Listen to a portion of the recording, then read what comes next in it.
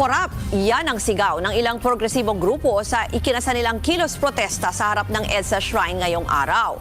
Pinangunahan ng ilang pro-democracy groups ang protesta tulad ng Tinding Pilipinas at Kalipunan ng Kilosang Masa. Nandiyan din po ang ibang grupo ng mga manggagawa, kabataan at mga miyembro ng simbahan. Panawagan nila buuin na ang isang independent commission para mapanagot ang mga kurakot o mano, hindi lang sa DPWH pero hanggang sa Kongreso. Huwag din daw dapat matapos lang sa investigasyon ng proseso kundi kailangang may makulong na sangkot sa katiwalian. Ayon sa MMDA, nasa 200 individual ang nakilahok sa rally. Bago yan, isang misa muna ang sinagawa sa EDSA Shrine sa pangunguna ng Clergy for Good Governance. Hindi mo pwedeng ang pinaka-guilty, sila ang nag-iimbestiga.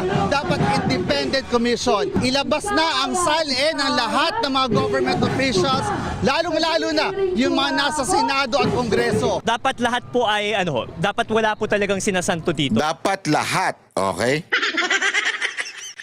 Hindi. Kasi alam nyo bakit ko ito pinakita? Alam naman natin kung paano ginamit ng matindi ang mga makakaliwa nitong nakaraang panahon ni Romualdez. Alam mo natin 'yan.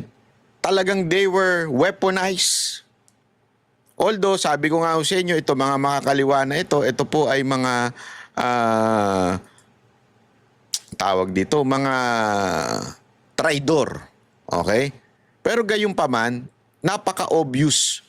Etong nangyayari na to ay ewan ko kung inutusan sila o may kumpas ng kamera. Kasi, papakita ko sa inyo ha. Ayan po yung parte nun. Kita ninyo? Yung mga nasa picture? Sino yan? Diskaya, BP Sara, yung isang, kita niyo ito isa? Yung isang engineer, yung district engineer, tapos si Pulong. Di ba? Ang alam ko, congressman. Di ba? Ang binanggit si Zaldico tsaka si Romualdez. Bakit yung Duterte nandyan?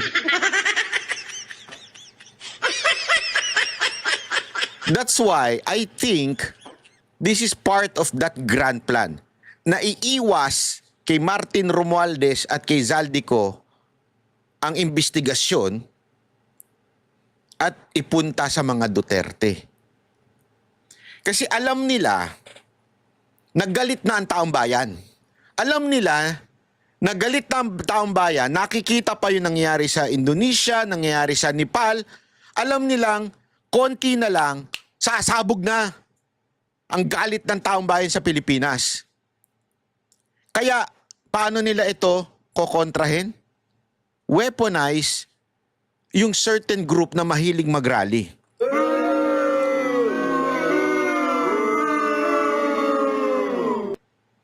Etong mga makakaliwa. Di ba? Iyon lang ho yun eh. Ganun lang po kasimple yun. Ngayon, eto na. Etong makakaliwa, wala ho ba kayong mga congressman sa Senado? Ayan nga, nagsasalita pa. Ay, sa Senado, sa Kamara. Ayan, nagsasalita pa eh. Hindi nyo alam yan? Yung korupsyon na nangyayari sa loob. Sasabihin ninyo, tell it all, Congressman, Senado. Pero sa totoo lang, ang target nyo, yung 4 lang na yan. Actually, ang talagang target nyo lang, mga Duterte.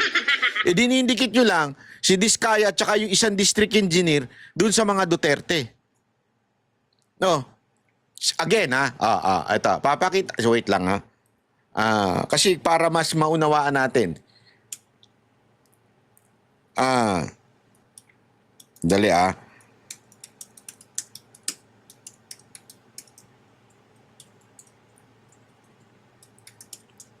Kasi mas tandaan ninyo, ito mga makakaliwa ito ha. Nga? Okay? Makakaliwa ito. Merong alitan dating anak bayan at yung akbayan. Hindi yan magkakasundo. Sabi nga nito, sabi ni Ka Eric, yung akbayan, mga hilaw na komunista, something like that. I forgot koning exact term na ginamit niya. Parang breakaway group yan with the left. With the Alam natin, CPP, NPA, NDF. Di ba? Pero, ladies and gentlemen, akbayan yan ha. Namumuno dyan. Sandali. Yung kanilang membro ba, nasaan? Remember, si Risa Ontiveros, isa sa mga kanilang tinuturing na pinuno, ay nasa majority block na Senate. May posisyon pa doon. Ano ang ibig sabihin ng majority block? Partido ng presidente yun.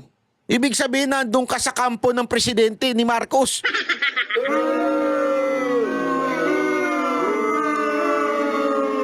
So, how legit na mag-lead ka ng ganyan o kayo yung kasi sila yan eh.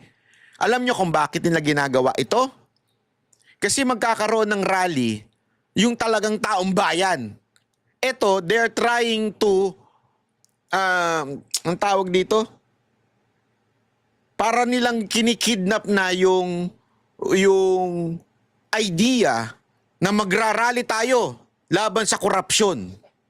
Yun yung ginagawa nila eh. Parang sinasabi nila, hindi, kami ang may karapatang mag-rally sa uunahan na namin. Kaya lang kasi ang bagal yung iba eh. Matagal ko nang pinapanawagan na mag-rally at magprotesta tayo at saka yung mga organizer na sana simulan na natin. Again, peaceful, legal, and under the bound of our Constitution. Yung rally na dapat nating gawin. I am not in any way agree sa violence. Ayoko ng violence. Kung magra-rally, dapat talaga ay peaceful rally. Ipakita. Kasi nagawa naman natin yan dati. Di ba? So, gawin natin. Kaya lang ngayon, para nang kinikidnap nila yung idea na sila lang ang may karapatan at sila lang ang quote-unquote anti-corruption. In the first place,